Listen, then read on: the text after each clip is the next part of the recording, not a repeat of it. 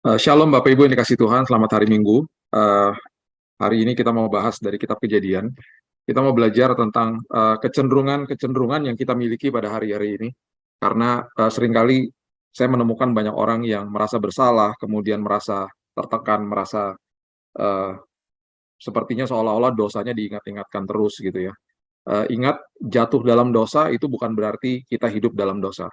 Kalau hidup dalam dosa itu berarti ada dua kemungkinan, orang itu belum terima Yesus atau ketika sudah terima Yesus dia dengan sengaja dan dia lakukan bahwa ya udah saya tetap akan hidup seperti ini.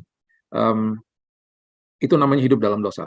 Seorang teman saya yang ke gereja setiap hari Minggu, tetapi hidupnya berselingkuh selama 12 tahun. Nah, itu dia dengan terang-terangan dan dengan sadar gitu ya, dia hidup di dalam dosa akhirnya.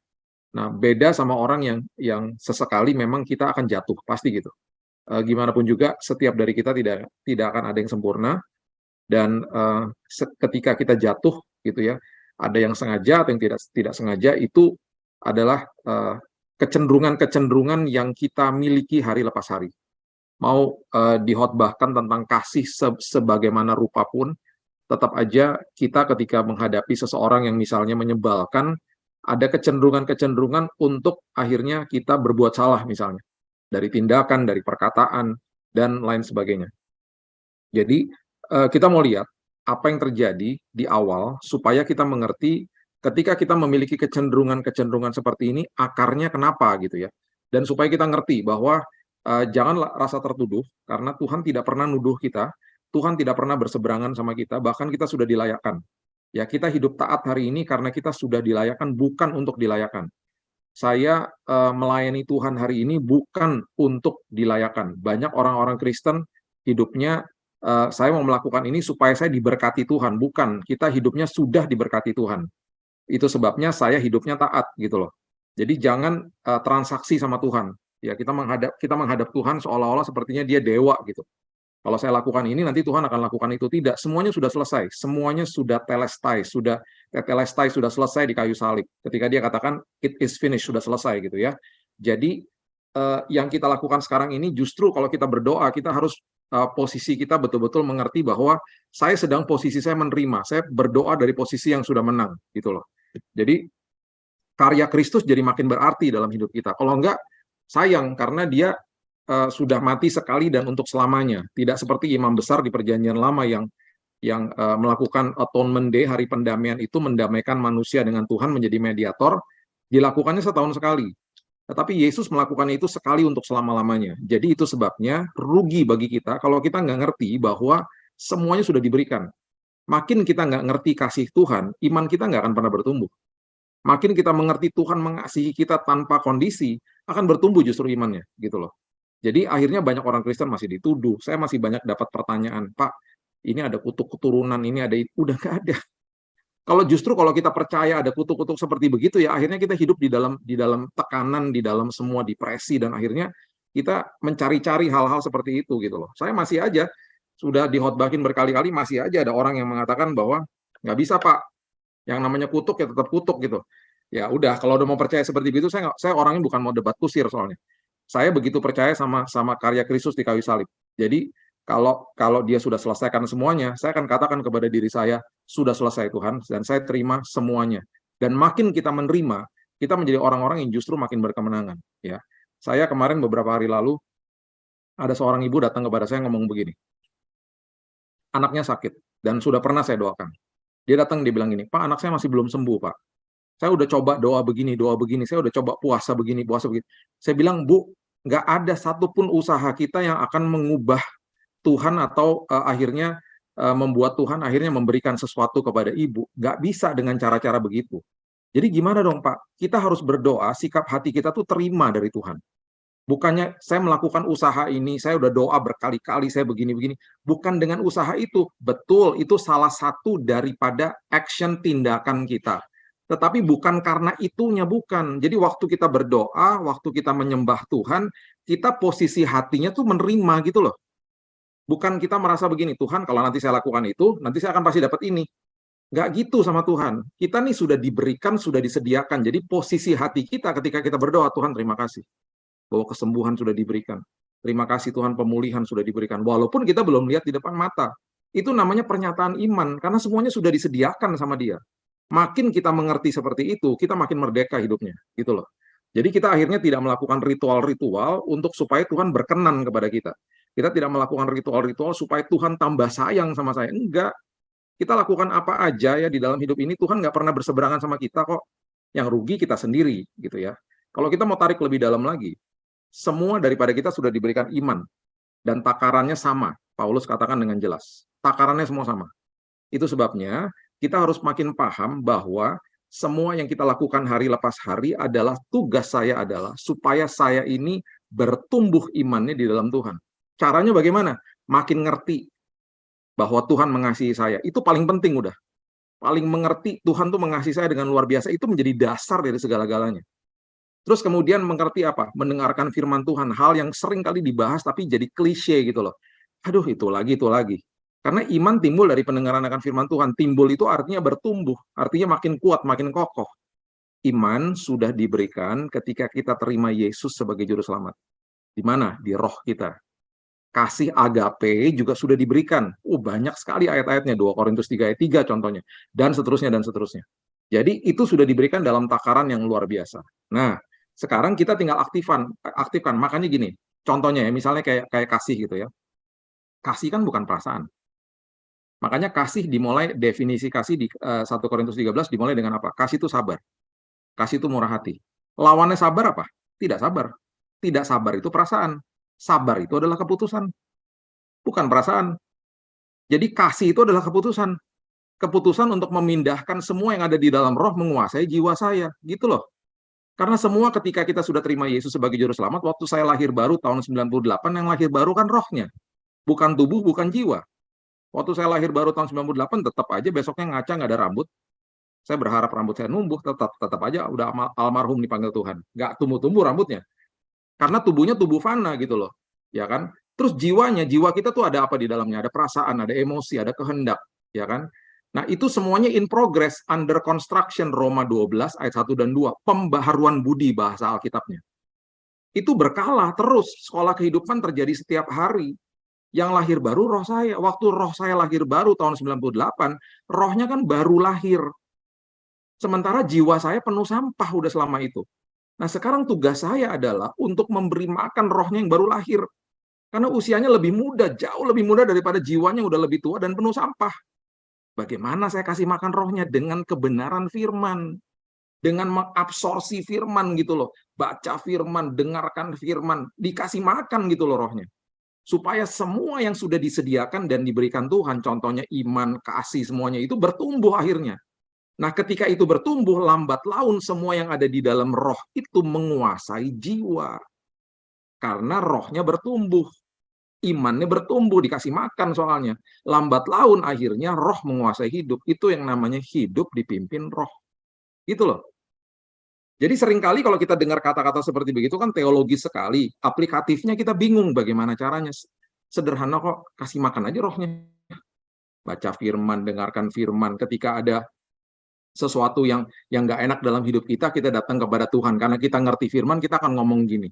Tuhan, Yohanes 14 ayat 27 mengatakan bahwa damai sejahtera sudah diwariskan bagi Tuhan. 1 Petrus 5 ayat 7 mengatakan aku disuruh menyerahkan semua kekhawatiranku kepadamu. Hari ini Tuhan aku serah terima ya Tuhan. Semua kekhawatiranku aku serah terima sama Tuhan. Tukar ya Tuhan sama damai sejahtera.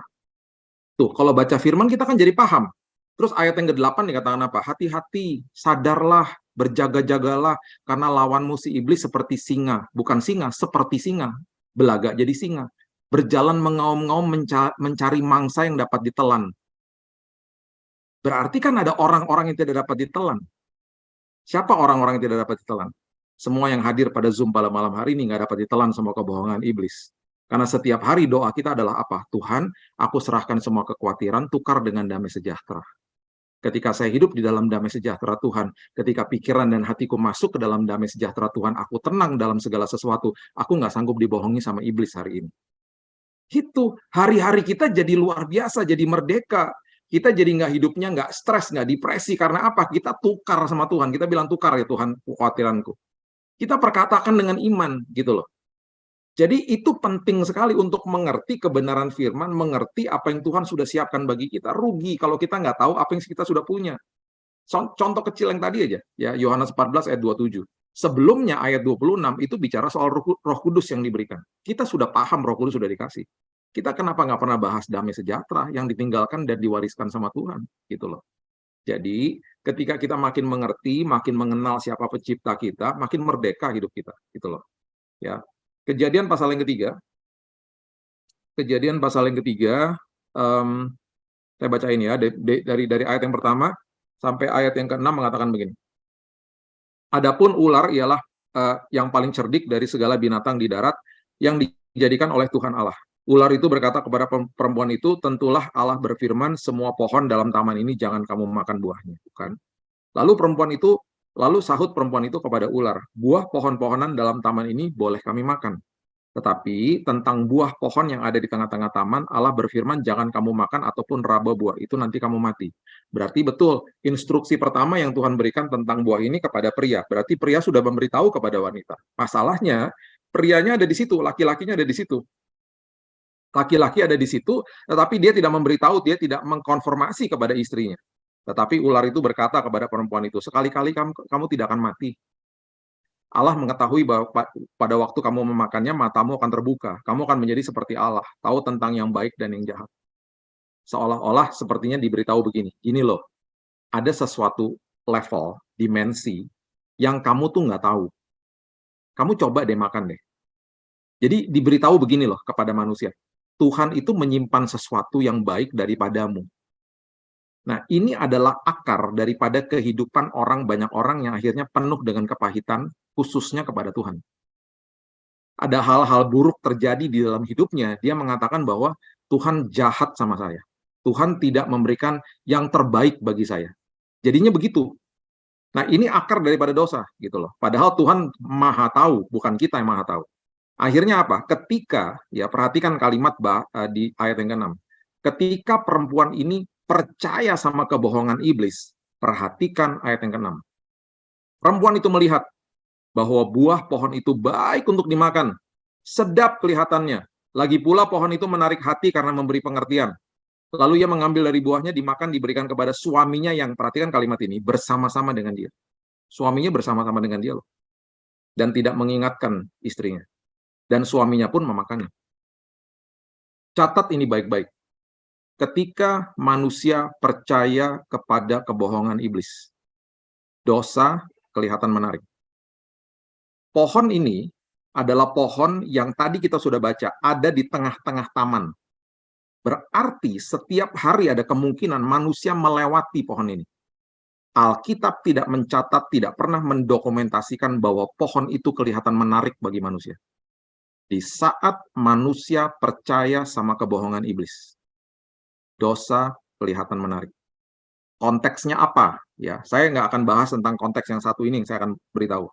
Karena ini lebih panjang lagi. Ya, akar daripada dosa adalah karena manusia merasa tidak cukup.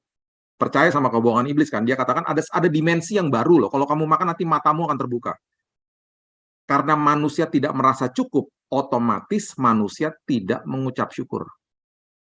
Jadi akar daripada dosa adalah karena tidak mengucap syukur.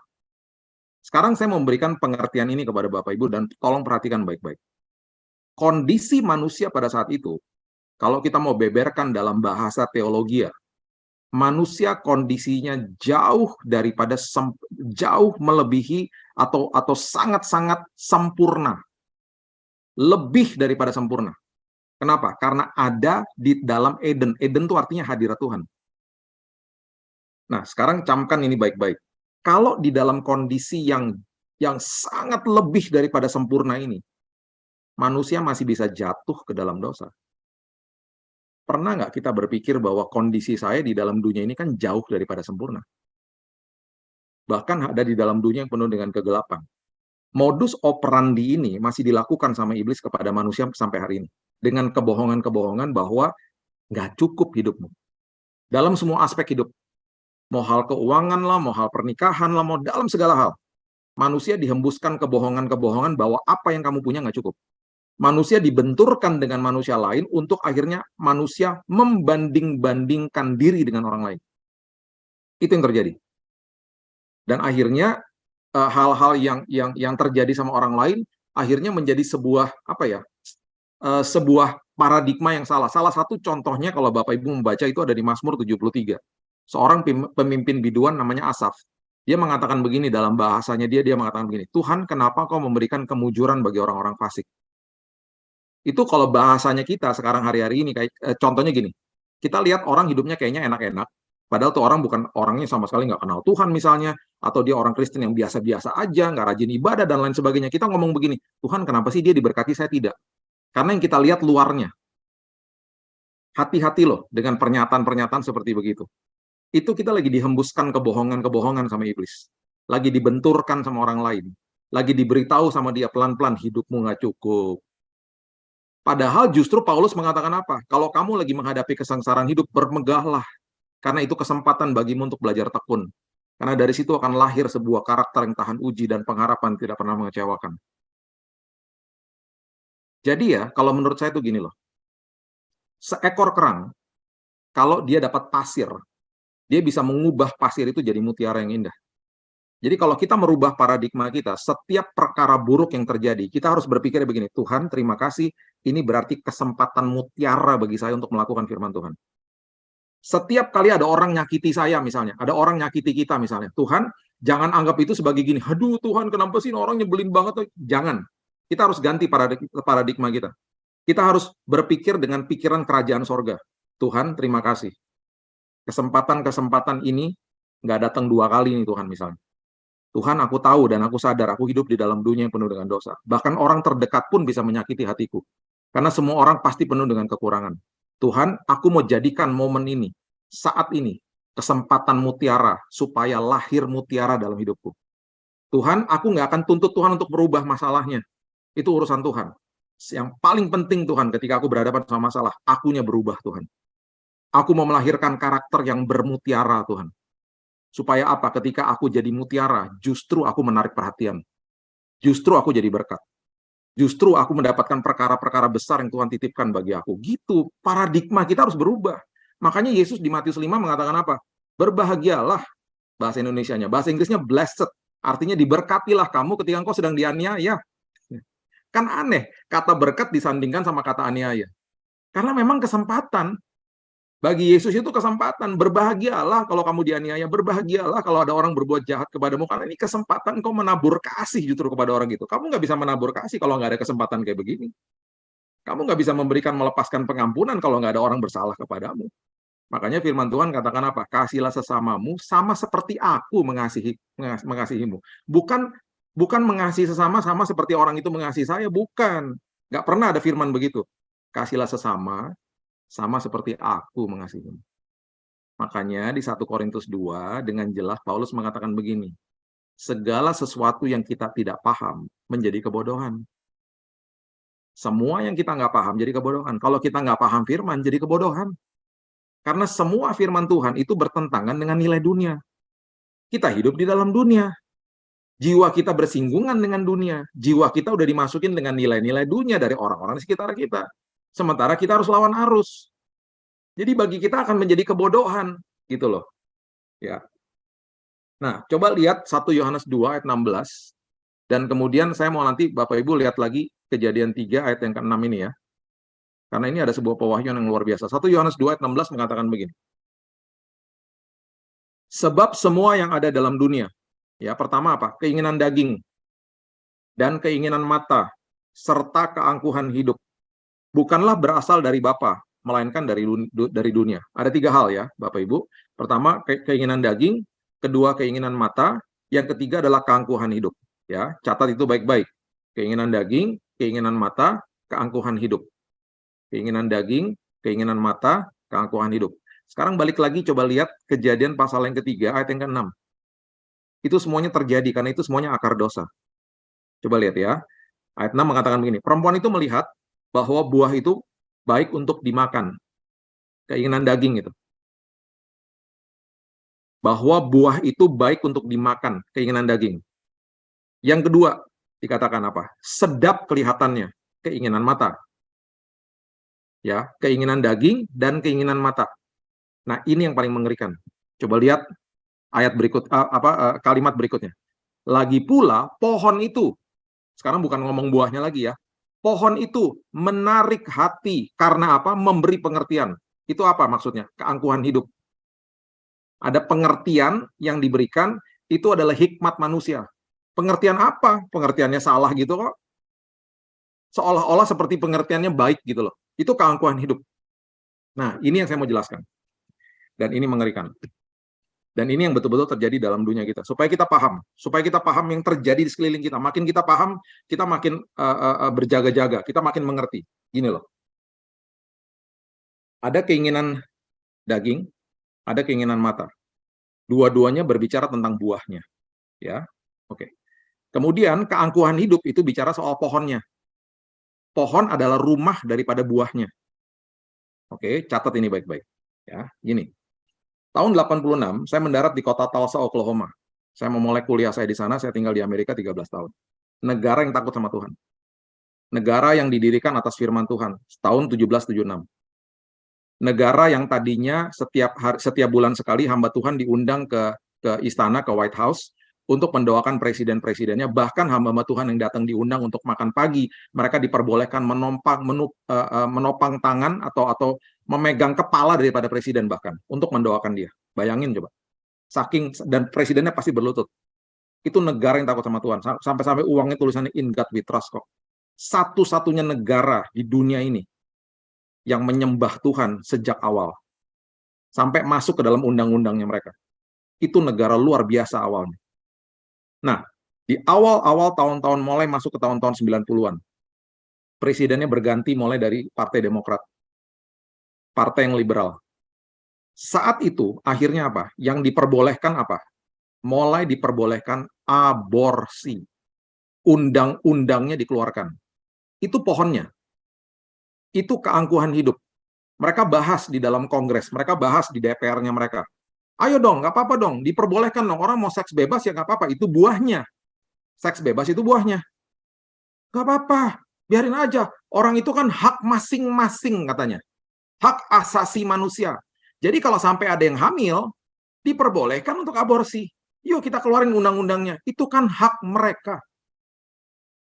Jadi keinginan mata dan keinginan daging ya divalidasi dengan undang-undang yang dibuat, kalau sampai hamil diperbolehkan aborsi dan itu dilegalkan.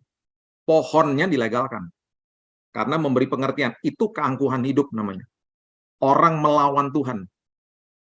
Bayangin loh, ini dibahas di Kongres, di DPR-nya. Oke, diperbolehkan akhirnya Bapak Ibu, ya. Setelah itu diperbolehkan, kelompok LGBTQ masuk, bilang gini, lah gimana dong kami? Kami juga mau menikah sesama jenis. Selama ini kenapa nggak boleh? Kalau aborsi boleh. Buahnya apa? Buahnya adalah seks sesama jenis.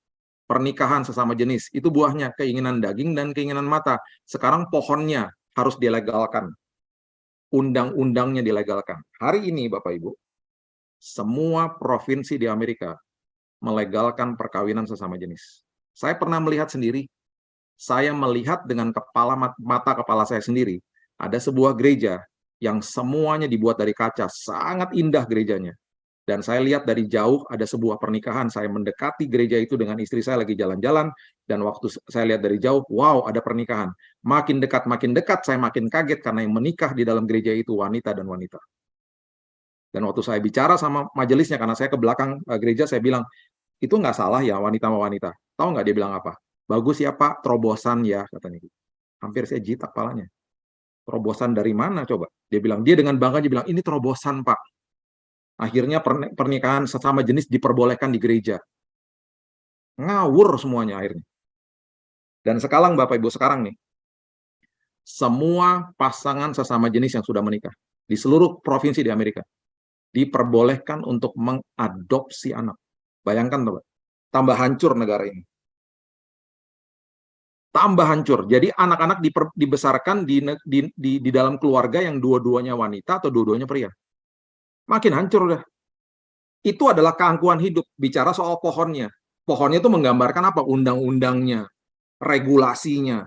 Terjadi sampai hari ini. Makanya waktu kemarin ada orang-orang bilang ada new normal, the new normal, normal yang baru waktu zaman COVID. Saya bilang new normal udah terjadi dari tahun 80-90. Ketika kelompok LGBT dilegalkan, aborsi dilegalkan, bahkan sekarang udah mendekati Indonesia. Ada di Australia, dilegalkan, di Taiwan sudah dilegalkan. Kita, puji Tuhan, kita ada benteng-benteng seperti NU dan lain sebagainya, yang nggak bisa akhirnya masuk ke Indonesia. Karena ada gerakan-gerakan seperti itu. Ditolak di sini. Tapi negara-negara di sekitar kita udah begitu semua, udah dilegalkan semuanya. Jadi hati-hati, ya hati-hati. Sekarang mulai banyak gerakan-gerakan. Kita kalau berhadapan sama generasi di bawah kita, apalagi generation Z ya. Ini anak saya yang paling kecil nih generasi Z. Yang anak saya nomor satu millennials. Cara berbahasa kepada mereka udah berbeda. Cara mendidik firman Tuhan kepada mereka berbeda. Bukan seperti zaman kita. Mereka udah zaman digital. Bicara sama mereka tuh reasonnya harus kuat, gitu loh. Karena sekarang apa? Teman-teman yang mereka tuh ada menganut sebuah prinsip yang namanya relativisme. Relativisme tuh begini. Kalau semua orang melakukan hal itu, ya itu dianggap normal. Contohnya, sekarang kalau pacaran tinggal bareng dong. Kalau kamu nggak tinggal bareng, kamu kuno sekali ya, gitu. Udah nggak apa-apa, orang semua begitu kok, misalnya gitu ya, di kota-kota besar. Itu relativisme. Berarti semua orang melakukan, ya berarti saya sah-sah saja melakukan itu. Karena dianggap benar akhirnya. Justru kalau nggak melakukan itu, dianggap aneh.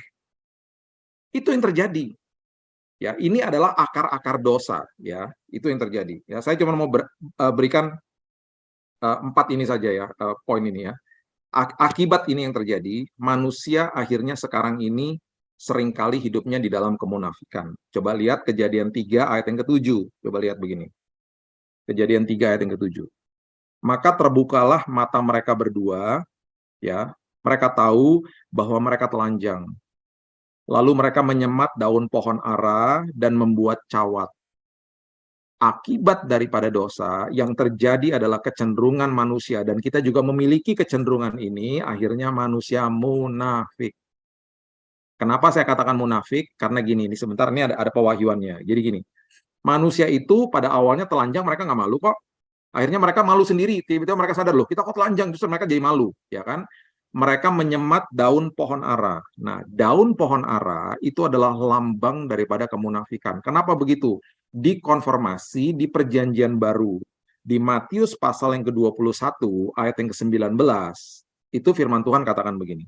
Dekat jalan, ia melihat pohon ara lalu pergi ke situ. Ini Yesus sama murid-muridnya.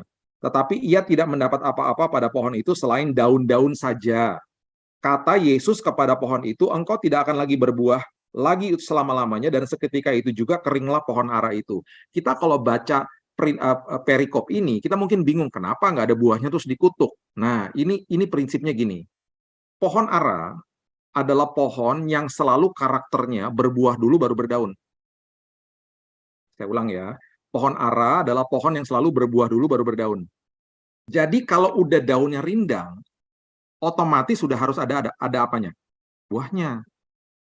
Nah, Yesus lihat nih sama murid-muridnya. Wah, pohon ara, daunnya rindang. Yuk kita samperin, kita cari buahnya. Ada nggak? Ketemu nggak buahnya? Nggak ada.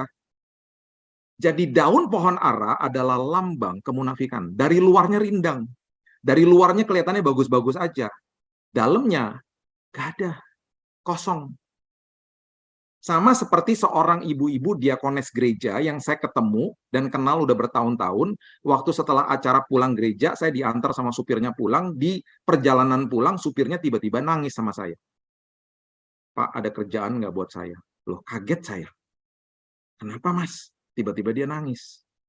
Saya udah nggak tahan, Pak, kerja di sini. Lah, nggak tahan kenapa? Mobilnya bagus, pasti gajinya juga bagus, ya kan? Terus dia bilang gini, saya nggak tahan Pak sama majikan saya yang ibu yang tadi itu, yang nganterin Bapak, yang saya udah kenal udah lama, diakones gereja. Kenapa Mas? Setiap hari Pak saya dianjing-anjingin Pak, belok kiri salah anjing, belok kanan salah anjing, sampai saya mimpi anjing Pak, dia bilang gitu. Lah Mas, itu ibu baik loh Mas. Ya ampun Pak, tanya sama pembantu-pembantu di rumah Pak, semua dianjing-anjingin, sampai anjing di rumah juga takut sama dia Pak. Saya bilang, Mas, saya tuh kenal ibu itu udah lama, Mas. Ibu itu baik. Tahu dia bilang apa? Pak, kalau hari Minggu seperti begini, dia baik, Pak. Tapi kalau udah Senin sampai Sabtu, Pak, ngeri, Pak. Pak, tolong saya, Pak. Ini nomor telepon saya, Pak. Tolong, Pak, kalau ada kerjaan, tolong saya, Pak. Saya mau keluar dari sini, Pak. Ingat saya, Pak. Waktu dia bilang ingat saya itu, saya berpikir seolah-olah saya seperti Yesus di kayu salib ketika penjahatnya bilang, Tuhan ingat aku sebelum kau masuk Firdaus. Nomor teleponnya hilang, kalau nggak saya kasih Ibu Karolin aja, suruh kerja dibuat PD Faithful aja nih supirnya. Kasian saya sama dia. Dan saya terganggu loh, Bapak Ibu, saya terganggu hari itu. Ternyata kalau hari Minggu banyak orang munafik di dalam gereja. Di sini enggak ya, tapi di gereja lain iya. Karena apa? Berpikirnya ketika masuk ke dalam gedung gereja, saya udah harus jadi manis-manis, nanti keluar dari situ udah balik lagi kehidupan yang normal seperti biasa. Nggak gitu. Makanya dari dulu saya katakan ibadah nggak bisa stop. Doa berkat disampaikan, ibadah jalan terus, karena gerejanya kita, bukan gedungnya. Itu gedungnya. Pengertian gereja kan eklesia, orang-orang ini dipanggil keluar, percuma. Kita beribadah di hari Minggu, beribadah bersama-sama. Kalau di luar kita ngawur hidupnya, nggak jadi orang yang membawa kolonisasi bumi, bukan jadi orang yang menularkan budaya kerajaan sorga akhirnya. Nah, ini kecenderungan dari dosa awal. Orang akhirnya pertama malu, akhirnya jadi munafik. Hati-hati dengan dosa seperti begini. Kita diajarkan yang namanya kekudusan. Kekudusan artinya holiness. Holiness artinya integritas. Integritas artinya wholesome. Wholesome artinya utuh. Depan belakang, luar dalam, belakang pintu, depan pintu, sama gitu loh. Jadi Bapak Ibu nggak bisa validasi saya, seorang Billy Lantang ini, cuman kalau lagi ketemu di Zoom atau lagi ibadah saya di mimbar, nggak bisa. Harus tanya sama istri saya, sama kedua anak saya, sama pembantu saya. Kalau di dalam tekanan, saya lagi di rumah, saya ngapain sih? Itu baru bisa divalidasi. Kalau enggak, saya jadi orang munafik, cuman bawa-bawa firman aja gitu loh. Nggak bisa, saya nggak bisa divalidasi dengan ini nggak bisa. Siapa aja bisa bawa firman kok. Saya harus divalidasi, harus ditanya saya bertanggung jawab ketika saya turun dari mimbar. Tanggung jawab saya makin besar. Kenapa? Karena semua firman yang saya ucapkan dari mulut saya, yang lewat mulut saya dari Tuhan, itu saya harus kerjakan. Itu saya harus kerjakan, di balik semua jemaat tidak lihat, saya harus kerjakan firman itu. Itu tanggung jawab. Itu validasi baru bisa seperti itu. Ya, jadi ini kecenderungan. Yang kedua adalah manusia jadi takut. Takut sama siapa? Takut sama Tuhan. Ya akhirnya berpikir bahwa Tuhan berseberangan sama dia. Ya, Kejadian 3 ayat 8 mengatakan ketika mereka mendengar bunyi langkah Tuhan Allah yang berjalan-jalan dalam taman itu pada waktu hari sejuk, bersembunyilah manusia dan istrinya itu terhadap Tuhan Allah di antara pohon-pohonan dalam taman. Manusia ketakutan sama Tuhan. Ya, itu yang tadi saya dari awal saya katakan, Tuhan tidak pernah berseberangan sama kita. Kasihnya tanpa kondisi. Kita sudah dilayakkan. Makin kita mengerti kasih karunia Tuhan, makin kita nggak mau buat dosa. Itu Tuhan. Makin kita ngerti kasih Tuhan, iman kita bertumbuh. Galatia mengatakan itu. Dasar daripada iman kita kepada Tuhan adalah ngerti kasihnya Tuhan kepada kita. Kalau nggak ngerti kasih Tuhan sama kita iman kita keropos akhirnya. Gitu loh. Jadi harus paham itu baik-baik. Itu kecenderungan. Karena memang udah ada akar dosa. Manusia jadi malu dan munafik, manusia jadi ketakutan sama Tuhan. Padahal harusnya kalau ketika kita bicara takut sama Tuhan itu adalah hormat artinya sama Tuhan. Takut sama Tuhan itu artinya reverent, hormat sama Tuhan, bukan ketakutan sama Tuhan. Itu salah. Makanya kalau ngajarin anak juga hati-hati, jangan sampai anak itu ketakutan sama orang tuanya. Saya nggak pernah ngajarin anak saya begini-begini. Ini bagi saya hukum Taurat. Anak siapa kamu? Anaknya bingung, ya anak kamu kok nanya sama saya, gimana sih gitu. Ngajarin anak tuh dirangkul. Anak-anak saya dulu kalau nakal-nakal saya rangkul. Apa yang saya bisa buat supaya kamu tidak mengulangi perbuatanmu lagi? Langsung di situ mereka berpikir apa? Orang tua saya tidak berseberangan sama saya. Akhirnya mereka nggak mau nakal lagi bukan karena ketakutan sama orang tuanya. Karena mereka hormat sama orang tuanya. Itu namanya kasih karunia. Kasih karunia memerdekakan, bukan tiket buat dosa. Itu loh. Ya. Yang ketiga adalah manusia jadi akhirnya saling menyalahkan. Dikit-dikit blaming, saling menyalahkan ini itu. Kejadian 3, 12 dan 13. Manusia menjawab, perempuan yang kau tempatkan di sisiku, dialah yang memberi dari buah pohon itu kepadaku, maka ku makan. Kemudian berfirmanlah Tuhan Allah kepada perempuan itu, apakah yang telah kau perbuat ini? Jawab perempuan itu, ular itu yang memperdayakan aku, maka ku makan. Saling menyalahkan, sampai hari ini juga begitu. Bahkan kita menyalahkan Tuhan. Hati-hati, ini kecenderungan yang masih ada. Walaupun kita sudah terima Yesus, tetap aja ada kecenderungan dosa gitu loh. Jadi hati-hati supaya kalau ini timbul, karena kita sudah mengerti, akhirnya kita tahu, oh iya Tuhan, ini kecenderungan dosa, saya nggak boleh kayak begitu.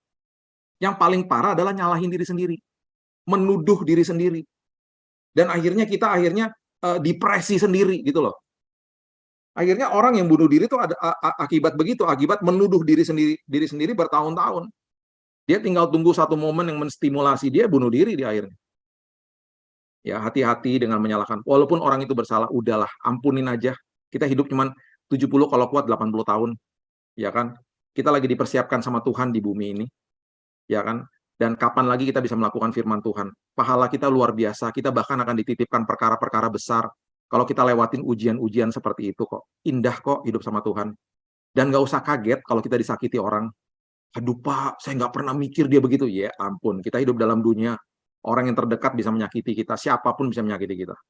Ya, makanya saya selalu katakan begini loh kepada orang-orang, khususnya kepada yang mau menikah misalnya. Kan selalu kalau ditanya gini, kamu mau menikah, kamu mau cari orang yang seperti apa?